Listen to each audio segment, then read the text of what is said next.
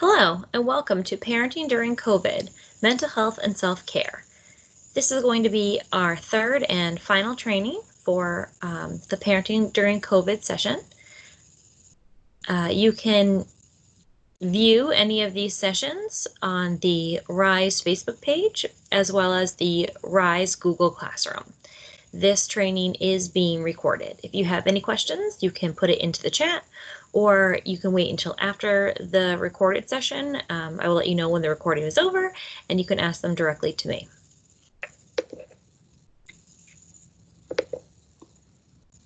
Let's talk about mental health and self-care. Why mental health is important, how we find time for mental health, where do we start, and what do we do if we need more help? Now, today is Thursday, June 18th. Tomorrow will be Friday, June 19th, and it'll be the last day of school for Reading Public Schools. So talking about mental health and self-care, now is the perfect time to talk about it. COVID has been a stressful situation for all of us. It has been a time of unknown. It has been a time of uncertainty. It has been a time of stress and confusion. So self-care is certainly something that we always need to be mindful of in order to promote and talk about mental health. When we talk about self-care, a lot of different things come to mind. People think about taking a vacation. They think about taking a long, luxurious bath, or maybe taking a break or a vacation or going to the beach. Lots of people have different ideas about what it means to do self-care. So we're going to talk a little bit about what self-care is and why it's important that we make sure that we maintain it. Self-care is something that we think about as this big, broad topic of taking care of oneself, taking time out for one another. But it can be as simple as just making sure that we're taking care of the whole self. When we do self-care, we're looking at not only our physical health, but our mental health as well. Benefits of self-care lead to improved mood, feeling more relaxed, feeling less stressed, less anxious, and overall being able to find happiness more often. So when we think about different ways to promote and take care of ourselves, we need to think about the whole body, not just our physical health. That includes eating well and drinking water and getting enough sleep and exercise, but also doing things that are good for our mental health. All of those things that we do to take care of our body also promote good brain development, but there's also the stress of the mind, the stress of the constant to-do list, the worry, the anxiety, feeling overwhelmed. And sometimes taking a physical break away from the things that stress us out can actually help us to calm our minds.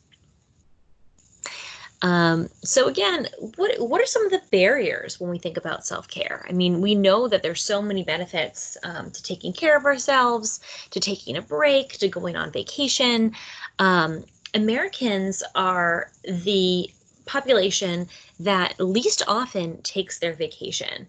There was a study done to show that most people don't take their vacation time. They don't use their vacation time. They save it and they save it and they save it. And a lot of times they end up often losing it. They don't take their vacation. They don't take their breaks. And that can be really overwhelming and overbearing for people who don't take their breaks, who don't take their vacations. A very common reason for why people do not take time for themselves is because they feel that they just don't have time. They say, I don't have time to do that. I'm too busy. But we come to find out that when we do take time, when we do take our vacations, we're more productive at work. We're more balanced. We get more of a sense of achievement in our work. And when we actually take the time to prioritize our self-care, we find that we're actually happier in our work, we're happier in our daily lives. And we're going to talk about how we can actually find time to do those things, because it doesn't mean that every time you want to take care of yourself or you want to prioritize yourself that you have to take a week vacation. Sometimes just prioritizing the little things.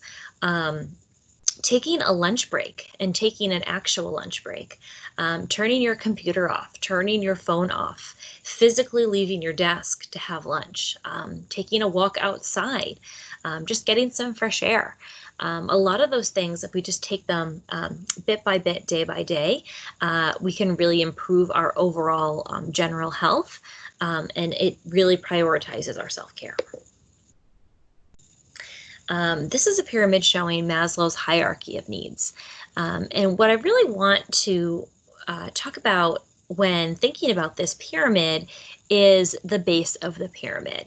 In our earlier trainings, we talked about the social emotional pyramid, how here at Rise Preschool, we prioritize the social emotional period of a pyramid around positive behavior and developing relationships. And the pyramid model is one that really makes a lot of sense in a lot of different ways.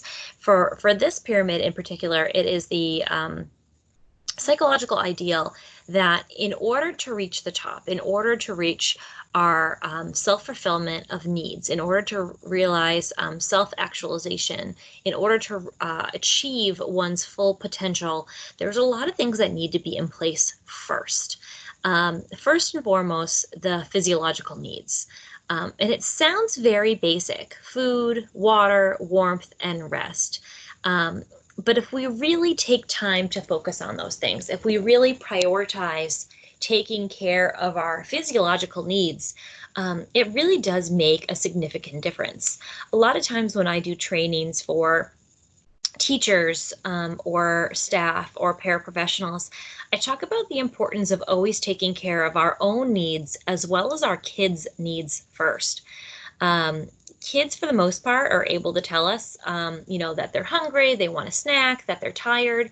But a lot of times, if they're missing one of these things, if maybe they didn't get a full night's sleep, or maybe they're showing us that they're a little fidgety, maybe they're too hot or they're too cold, or maybe they're just a little bit dehydrated and they need some water. Sometimes those physical needs get in the way of being able to identify what it is that we need and how to take care of ourselves, how to self-advocate. We all know that we should be drinking 8 glasses of water a day, but do we actually do that? I know for myself personally, that's a goal of my own, that I need to, drink more water throughout the day. But if it's something that we struggle ourselves of taking care of and prioritizing, think about how our little ones are doing when those basic needs aren't met. So if we're trying to get them to, sit quietly while we're on a phone call, or try to complete a math problem, or even get dressed in the morning, those physiological needs, if they're not taken care of first, they're going to get in the way. And that's when we're going to see behaviors for our little ones. But if we're not taking care of our own physiological needs, that can get away of our own mental and physical health. Again, it sounds very basic, but especially in this time of high stress and high anxiety, something as simple as remembering to take a break and eat something healthy, eating a piece of fruit, or taking a cold drink of water can really help to refresh our bodies.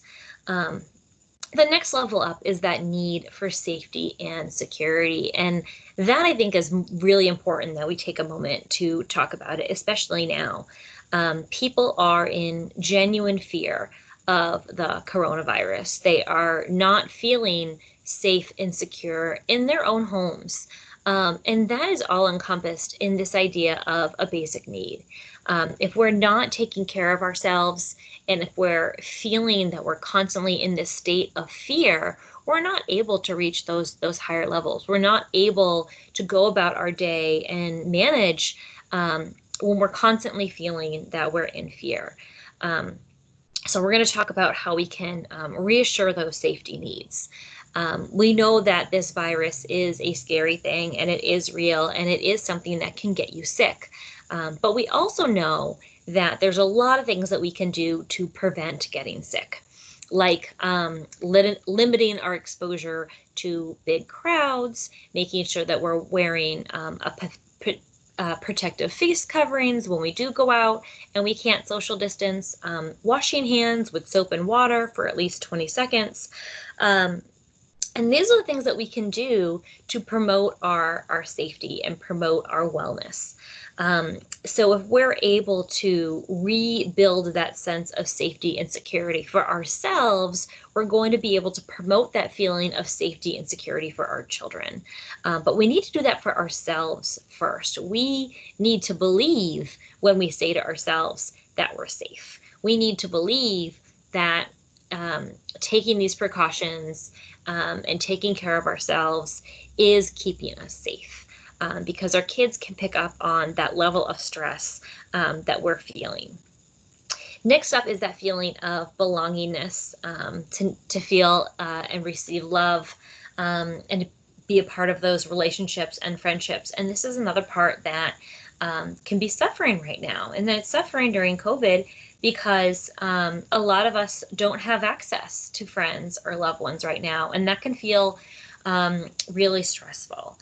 So making sure that we're taking advantage of this time when we are home with our immediate family and loved ones, that we're showing and saying words of appreciation for one another and gratitude, and that we are starting to explore other ways to continue to build those virtual relationships, whether it be with phone calls or virtual calls or FaceTime, going outside and maybe having some socially distant FaceTime with friends or other loved ones can really help build that psychological need of being able to see friends and loved ones.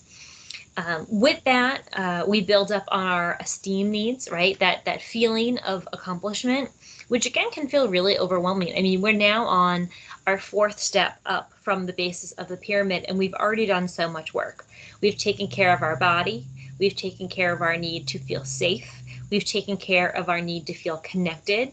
And now we need to feel some sense of accomplishment. And that can start to feel really overwhelming when we feel like we're stuck in the house or we're in a new routine and we're doing the same thing over and over again.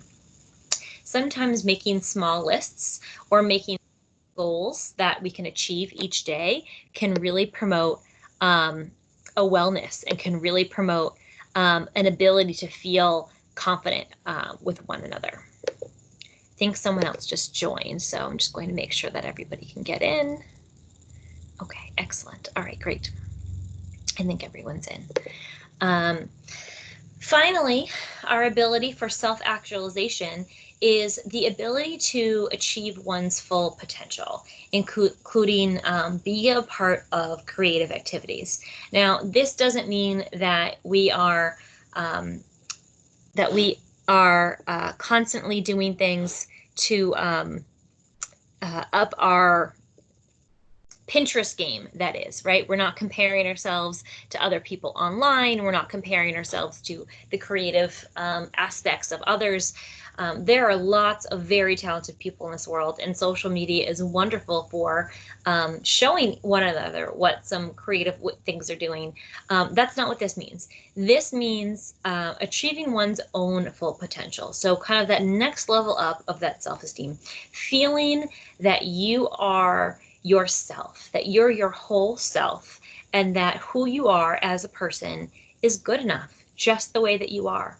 What is it that you love? What is it that you have a passion for?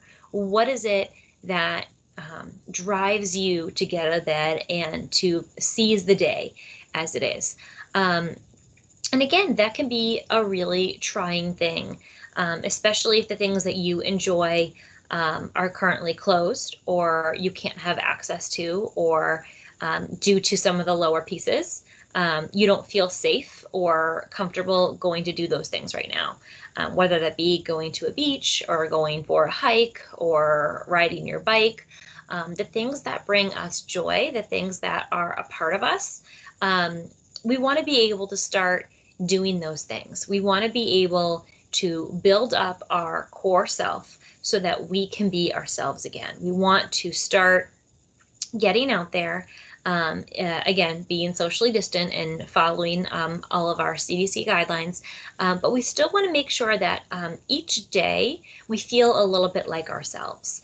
And if that means, asking a partner or another adult in the household to maybe look after the kids so that you can have a few minutes outside to read or to practice yoga or to meditate, to really just kind of get to know and be present with yourself, can really help promote and improve your mental health and your well-being. And it's really important that we try each day to do that. And I know, again, that can feel really overwhelming, but it doesn't need to be an hour or even a half hour.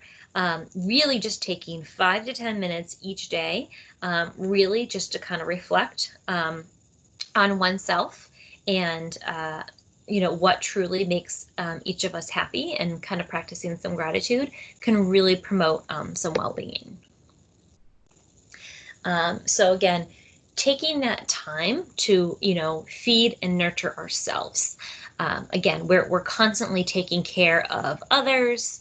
I love this image because it's, a person surrounded by beautiful plants, and, we're constantly taking care of others. And I think it's just a really beautiful image of thinking about, what do plants need to grow? They need water and soil and sunlight.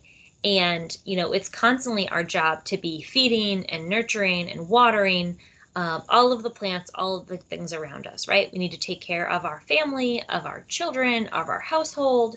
We need to make sure that there's food and there's water, and that, the heat's on or the air's on, or that we're paying the bills. We're constantly taking care of everyone else around us. And this is just a nice memory of, being in that moment to remember to water ourselves, right? To remember that in order for us to grow, we have to take a moment to self-reflect and to take care of ourselves so that we can continue to grow and that we can continue to prosper. Another one of my favorite quotes is right here. You can't pour from an empty cup. In order to take care of others, you have to take care of yourself first. And this kind of goes hand in hand with that previous image, right? In our earlier training, we talked about the book, How to Be a Bucket Filler. And we talked about how everyone walks around with this imaginary bucket. And inside their bucket is all of the positive, good feelings, right? That's our self-esteem. That's what people, when they compliment us or they give us hugs or kisses or they make us feel good, it fills up our bucket, right? It fills up our emotional bucket. And how every day we can either be a bucket filler and make people feel good, or we could be a bucket dipper and not make people feel so good. We can accidentally take things out of people's buckets. This is a good reminder that if we're constantly filling other people's buckets, right, we're constantly giving and giving and giving, that we will run out of gas. That was my other analogy that I used in the last training, talking about us as adults. If we think about ourselves as an engine of a car, in order for a car to go, we know that we have to put gas in it, and we know that we can go and go and go, but eventually we're going to run out of gas. We have to stop. And if you're the type of person that waits until you're on empty and the light is blinking and you're completely running on fumes, that car's not going to last as well. You're not taking good care of your car if every time you wait for it to completely run out of gas to fill it up again. That eventually does damage to the engine and does damage to the car, just like it does to ourselves. If we push ourselves to go and go and go and go, and we only recharge, when we're absolutely exhausted, that's how we have breakdowns. That's how we have crying fits, or we get sick, or we just can't get out of bed, and we can get really down on ourselves. We can get depressed. We have to make sure that we're constantly refilling, right? That we're refilling our tank, that we're checking in on ourselves, right? There's nothing wrong with taking a self-care break every day. And actually, I promote it. I encourage it. If your tank is full, that's great. There's, your tank is never full, because as soon as you start driving away from that gas station, you're starting to use gas. There's no limit on how much self-care you can do. Obviously, things get in the way, like family, taking care of others, jobs, work. There's plenty of things that get in the way of doing self-care, but there's no maximum to it. If you take care of yourself every day, starting at 5 minutes a day, we're really going to build up our capacity to be able to reach that self-fulfillment, and we're going to be a lot happier for it. And it's going to be easier for our to take care of others. Our only job is not to, be put on this planet to take care just of our kids and of our family members. We need to be able to take care of ourselves, and we can't be reliant on others to remind us of that. We need to make sure that we're putting ourselves first before we go forward and continue to take care of others. This was a fun graphic that I wanted to share with you about the difference between real and fake self-care. A lot of times when we think about self-care, we think about, again, that physical self-care that we talked about earlier, right? Like physically taking care of our body. And a lot of times people, again, kind of get negative and down on themselves, and they think, okay, I need to lose weight. I need to start taking care of myself. I need to go on a diet. That's not self-care. That's putting additional stress, putting another thing on our to-do list, and can really overwhelm. Another fake self-care is a lot of times when I'm doing trainings, and again, I ask people, what do you do for self-care? They'll joke, they'll say, oh, I have a beer, or I have a glass of wine. And it's okay to joke about stuff like that. And it's certainly, appropriate to, have an alcoholic beverage if you're of age and you're drinking responsibly. There's nothing wrong with that if you're doing that within reason. But it's another thing to label it as self-care.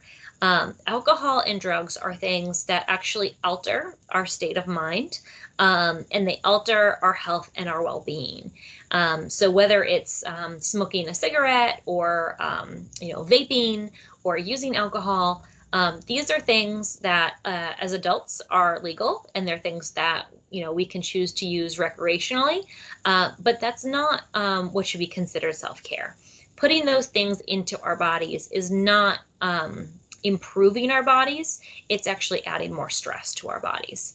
I apologize for the language in this slide, but essentially talking negatively about yourself to motivate yourself, right? Putting yourself down, saying some negative things about your body to motivate you, right? Like, oh, I really need to lose weight, or I really need to stop being so lazy. That's not being self-care. We want to focus on the other side of the slide. We want to talk about fueling your body with food that's going to give you energy and help improve your mentality. We want to focus again about drinking water, right? Water is good for us. Again, limiting caffeine and other types of things that isn't so great for our body. Being kind to yourself, being kind, setting appropriate boundaries, saying yes to everyone because you're a nice person can be really overwhelming. It can be really stressful to always be the one to say yes, to always be the one to take on some extra work, to always be helping somebody else out.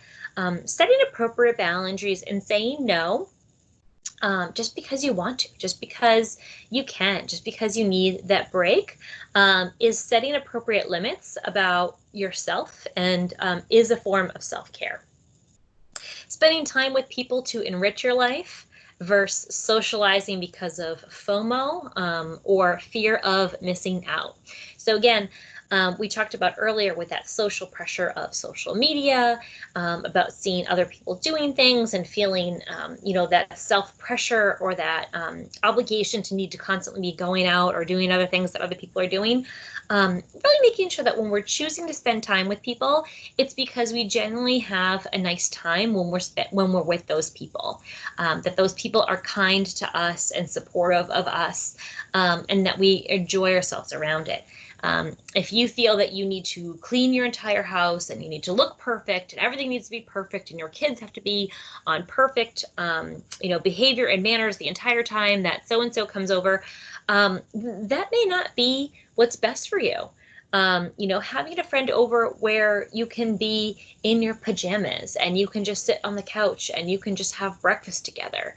Going over a friend's house and not having to have some big special craft, just to be present and just to listen to one another, to socialize with someone who accepts you for who you are. Those are the type of relationships that we want to be bonding with and spending more time with to really promote our wellness. Treating yourself to something new because you love yourself versus buying something to make you love yourself more. And we're going to talk about that a little bit more when we talk about advertisement and self-care. So again, buying things that make promises about, shinier hair or losing weight or, perfect skin, versus things that, again, make us feel good, right? So really being mindful about the choices that we're making to take care of ourselves. And finally, thinking about exercise, moving your body because it feels good and because it's good for you versus working out or attending the class because, there's some kind of shame attached to it, right? That you guilt yourself into doing it or you feel obligated to do something. Those are what we like to call fake self-care. This is a more positive slide about thinking more about how to do self-care. So what we traditionally think, right, what I think self-care has to be, getting a massage, mani-pedi, lighting a candle, doing yoga, brunch with friends, meditation, taking a vacation, organizing the house. Those are big ticket items. And of course, those can be types of self-care, but that doesn't have to be what self-care is. I encourage everyone to spend at least 5-10 minutes a day on themselves. And that can be what's in our other column, right? Just brushing your hair, making your bed, sitting outside just for 10 minutes, saying no or saying yes, right? Sometimes saying no to something that you don't really want to do or, you felt obligated or pushed into, that's a form of self-care. Or saying yes to something like, getting out of the house instead of doing the dishes, right? Let those dishes sit in the sink for one more day. That's okay, right? Or, ordering out, eating really nutritious food, calling a friend, listening to some really great music, stretching, snuggling a pet, going to bed early, watching a funny video, and not putting yourself down. Again, the way that we talk to ourselves is important. In an earlier training, I talked about how we talk to ourselves should be the way that we talk to our children. We would never say to a child who's learning to tie their shoe that they just can't do it or they should just give up or it's taking them too long, right? We would never do that. We would never put our kids down or be negative. So why do we do that to ourselves? When we're working on self-improvement or we're working on trying to do better, we shouldn't talk to ourselves any differently than we would talk to our children. You would say, you can do it, or we're not there yet. The power of yet is a very powerful word. That cake I'm baking isn't perfect yet, or that recipe I'm trying, I haven't got yet. Or, I'm especially in yoga practice, it's very a powerful thing to say, I'm not where I want to be in my yoga practice yet. We want to be really uplifting and positive in how we talk to ourselves and be really mindful about where we're at and where we want to be. And just being happy with, our progress so far and reflecting back from where we've been to where we are today can be a really powerful self-practice of, focusing on ourselves and how we're doing. This is the cognitive triangle. This is a powerful cognitive behavioral therapy technique. And as you can see, there's 3 points and 3 sides to our triangle, and they are our thoughts, feelings, and behavior. And as you can see, they're all connected.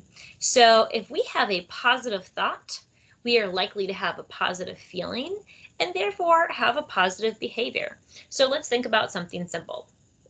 I'm having a great hair day. That is a thought. That is a positive thought. A feeling I might have is happiness, right? I'm having a great hair day. I feel happy. I feel confident. You know, I may feel really good about myself. I may have high self-esteem. That's going to lead to a particular behavior.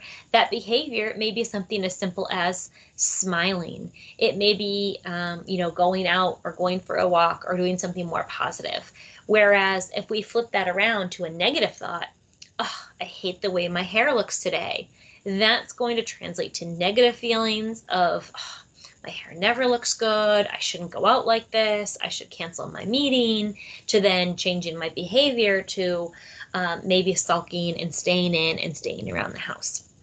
Now, I know that that sounds like a silly example, but I wanted to use something fairly easy so that you can understand that thoughts are the easiest part to change, whereas feelings and behavior are a little bit harder.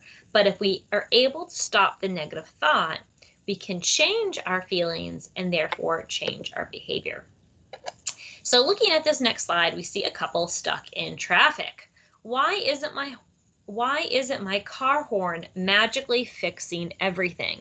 So we can assume what is going on in this driver's cognitive triangle, right? His thought is that he's probably frustrated, that he's late for work, that he's stuck in traffic. His thought is, if I beat my horn, the car in front of me will move. His feeling is probably very angry and very frustrated. And his behavior is that he's going to keep beeping the horn. That is going to, again, circle back to more negative thoughts, circle back to more negative feelings, and continue to do maybe some other inappropriate road rage actions, maybe a hand gesture or muttering some more unkind words. Be that as it may, it's not actually going to change the traffic, right? All of those thoughts and feelings may change the individual behavior, but it's not going to change the situation around the driver.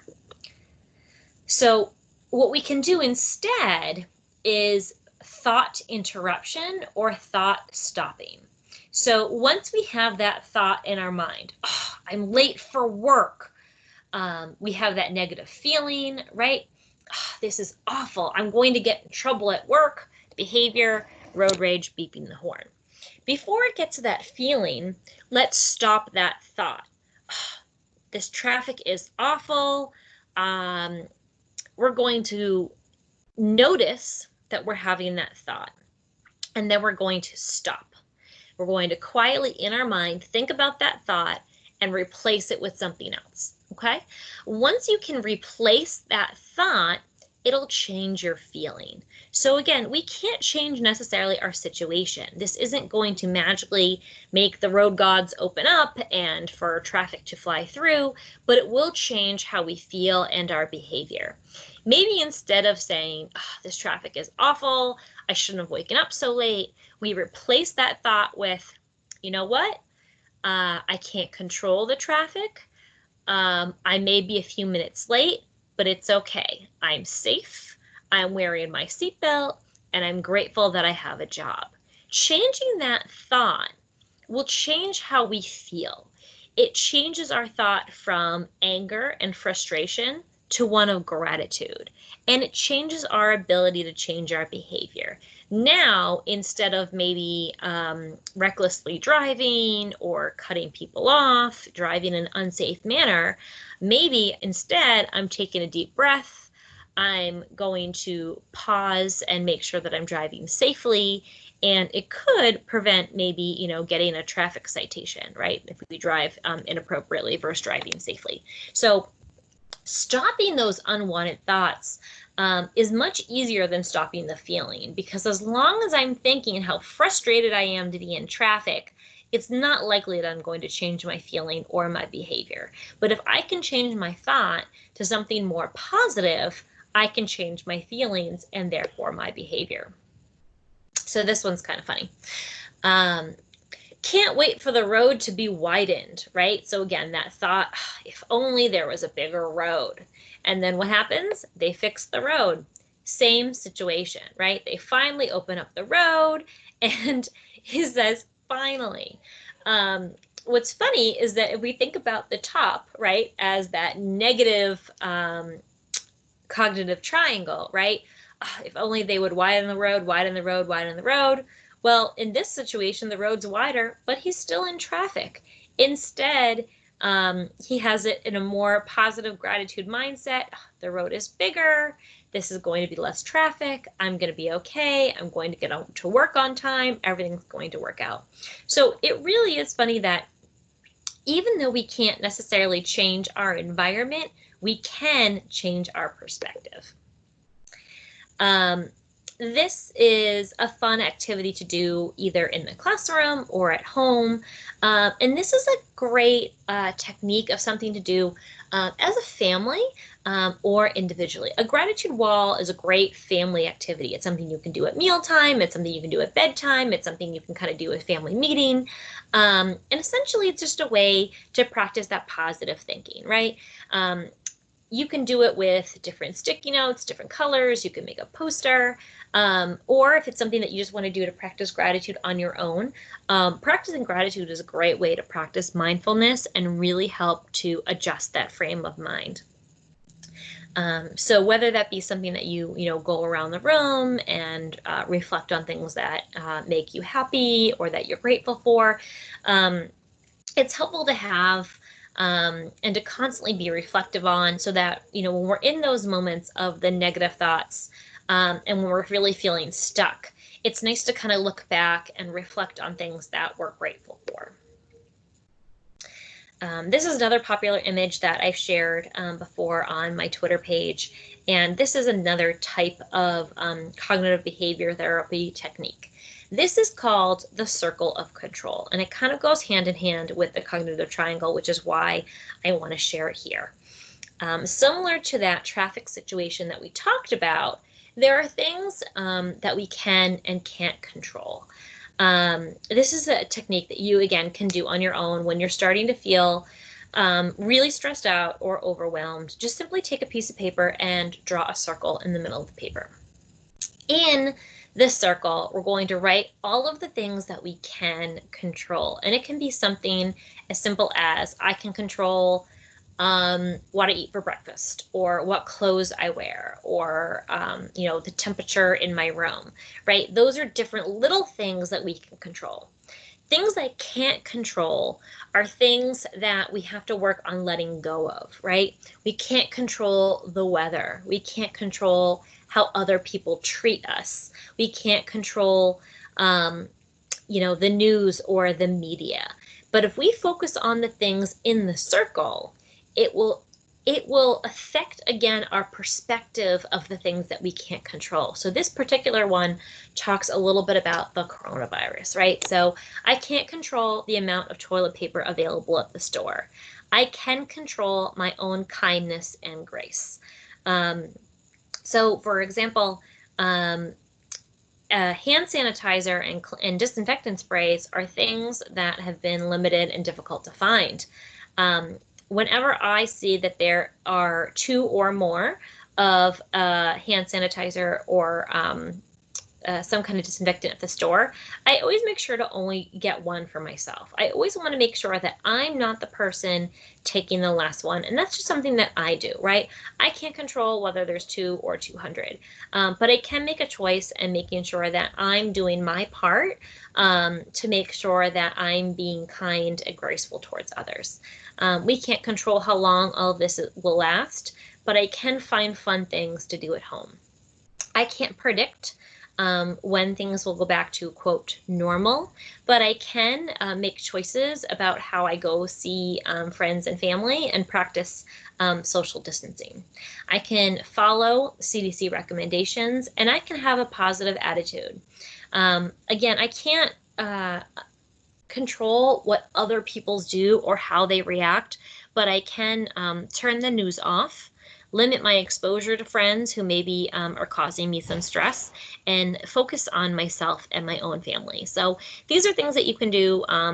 Again, when you're feeling overwhelmed, you can make them really specific, you can make it really broad, but this is more of an adult technique. I wouldn't recommend doing this with our kids if they're, I would say, younger than 6 or 7, because it can be a little bit overwhelming for them. But I do think that a 6 or 7-year-old could understand and do something similar to this. And it kind of helps them just to refocus on things that they can control. What's most effective is when even our younger friends recognize that they can control their attitude and their reactions, right? So even if their brother or sister does something that they can't control, they can control how they react to it, right? They can control how they respond. And those are things that we want to be focusing on, right? Controlling on focusing on what we can control. Reflecting again about self-care. This is an advertisement that I found. Remember that you can't buy self-care. Taking care of yourself will look different from everyone. So I'm not condoning or promoting any of these items. This was just a particular advertisement. So just be really mindful when you see advertisements that promote self-care, right? Oh, your self-care essentials up to 80% off. I actually saw this in another presentation about mindfulness and about how advertisements are using that word self-care to sell you on items. Remember that there's no one product that will give you self-care. We may have products or items that make us happy, that are good for us, that we enjoy, and that is totally fine. But there isn't any amount of money that you should be or have to be spending in order to do self-care, right? Self-care doesn't cost us things. Sometimes we want to use items, and that's totally fine and understandable. But don't feel obligated that, oh, I need to buy this certain lotion, or I can't have a bath without candles. Those things don't count, right? What counts is that you're taking care of yourself and you're doing things that feel good and that you're being kind to yourself. That's what's important. When thinking about mindfulness, how are you feeling? What are you thinking? Where are your thoughts? This is a beautiful image that really, I think, just for me, hones in on, meditation and mindfulness. Is your mind full, or are you being mindful? What is going on for you? Are you being present? Are you just enjoying the moment? Or is your mind full and cluttered and now you're unable to focus? So again, just taking those few moments of mindfulness and just being present in your body, listening to a guided meditation, just noticing yourself, your breath, and how you're experiencing are great ways to practice mindfulness. Here's a great video on mindful breathing. I'm going to try to share it with you. Hopefully this works. Going to share my desktop.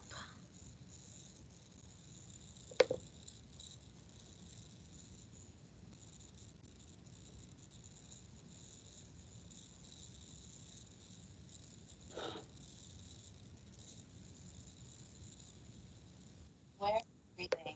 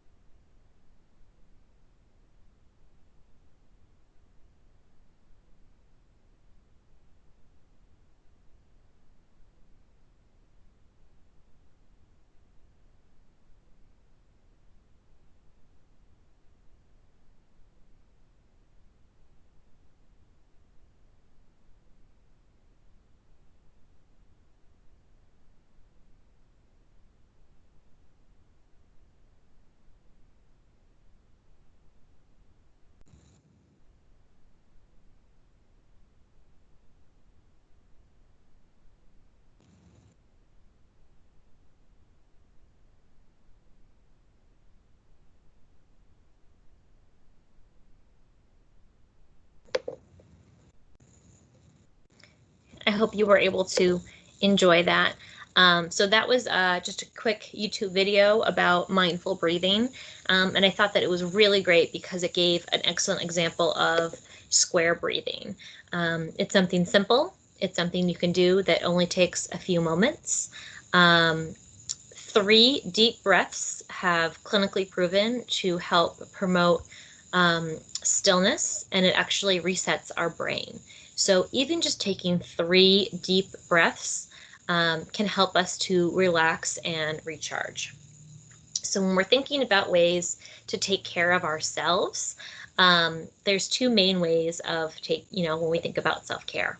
One is taking care of your body, right? So getting enough sleep, which is included of using good sleep hygiene.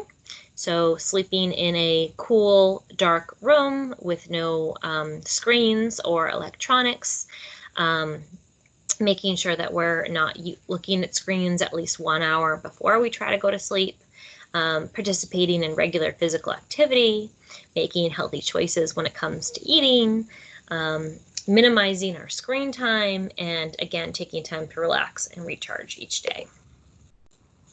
When we're thinking about how to be mindful, right, and take care of our mental health, we want to try to keep to a regular routine. I know that that's hard now and that our routines may look different than it has in the past, but making sure that we have some kind of routine that we kind of stay in, limiting our exposure to the news and media. There's a lot of negativity out there, and though it's important to stay informed, being mindful of what we're exposing ourselves to. Sometimes it can be really overwhelming to constantly be hearing negative things. Trying to stay busy, which I'm sure is not hard to do these days with all the commotion that's going on. But being active and reading, puzzles, trying to find other things to kind of keep your mind busy, focusing on those positive thoughts like we talked about before. And then using your moral compass or spiritual life support. So if you are religious or spiritual, I know there's lots of services that are available through TV or online. So making sure that we're still having our spiritual connections, if that's something that you practice, and making sure that we're setting our priorities. So even setting small, achievable goals each day can keep our mind focused and sharp, and help us regulate ourselves so they don't get too stressed out or overwhelmed. If we ever do feel stressed or overwhelmed, please make sure that you're asking for help. Asking for help is not a sign of weakness, it's a sign of strength. Asking for help is a hard thing to do. Depending on your cultural background, it could be something that isn't something that is the norm in your family. And we're working hard to change that dynamic so that people feel comfortable reaching out for help more. There are online social media support groups for a variety of different topics. You could reach out to a friend. Again, spiritual supports. If you have an employee assistant program, a lot of times they'll offer 1 or 2 free mental health or counseling sessions. And if you don't know where to start, you can always ask your primary care provider. They can always refer you to ongoing or local available supports in your area. This is the Reading Public Schools behavioral health page.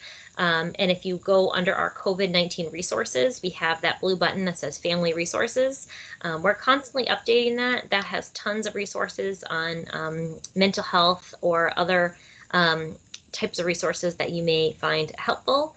There's also the other blue button, Community and Outside Resources, that has a variety of different topics under there, as well as you see our buttons for staff and remote learning resources. So feel free to come to our behavioral health page and check it out if you need anything. We're constantly updating that in order to provide resources for all of you. Again, that is the page, the Reading Public Schools Behavioral Health page, as well as this page, the Mental Health and Wellbeing Home that's listed on our resources page. That is a website for multiple school districts came together and worked on this mental health page together. So I just wanted to make sure that I was sharing those resources with you as well. And that's all we have for our presentation today. So I will end the recording. So if anyone has direct questions for me, we can take that offline. But I will be posting this on the RISE Facebook page as well as the RISE Google Classroom, and I hope you enjoyed it. So I'm going to end my recording and thank you for participating in our training today.